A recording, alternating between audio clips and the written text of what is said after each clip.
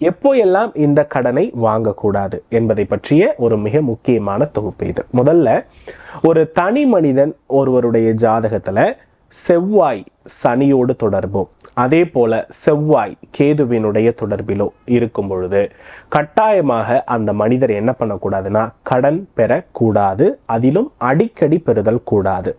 ஏன் அப்படின்னா, இந்த மாதிரி செவ்வாய் சனி செவ்வாய் கேது தொடர்புள்ள நபர்கள் அவ்வளவு சீக்கிரம் கடனை அடைக்கவும் முடியாது. கடனை பார்த்தீங்க அப்படின்னா இருக்க இருக்க இருக்க பெருக்கிக் கொண்டே போகக்கூடிய ஒரு சூழலை தான் ஒருவருடைய தனி மனித ஜாதகம் ஏற்படுத்துகிறது.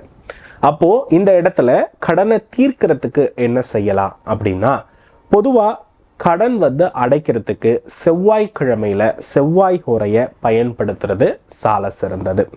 இரண்டாவது விஷயம் பார்த்தீங்கன்னா, கிரகணம் என்பது ஏற்படுவது மிகப்பெரிய இயற்கை. அதே போல பார்த்தீங்கன்னா, இந்த ராகு கேதுவே நம்மளுடைய வாழ்வில் கடனை ஏற்படுத்துவதற்கான ஒரு மிக முக்கியமான கிரகங்கள். அதாவது கடனை அதிகப்படுத்தக்கூடிய தன்மையை செய்வது இந்த ராகு கேது தான்.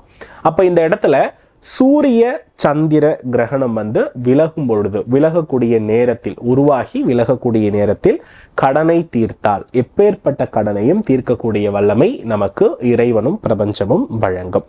மூன்றாவது விஷயம் பார்த்தீங்கன்னா, சனிக்கிழமையும் பிரதோஷமும் சேர்ந்து வரக்கூடிய நாள்ல அந்த பிரதோஷ நேரத்துல நாம கடனை கொடுப்பதற்கு முற்படுகிறோம் அப்படின்னா விரைவில் கடன் தீர்க்கக்கூடிய ஒரு அற்புதமான வாய்ப்பை நம்மளால ஏற்படுத்திக்க முடியும்.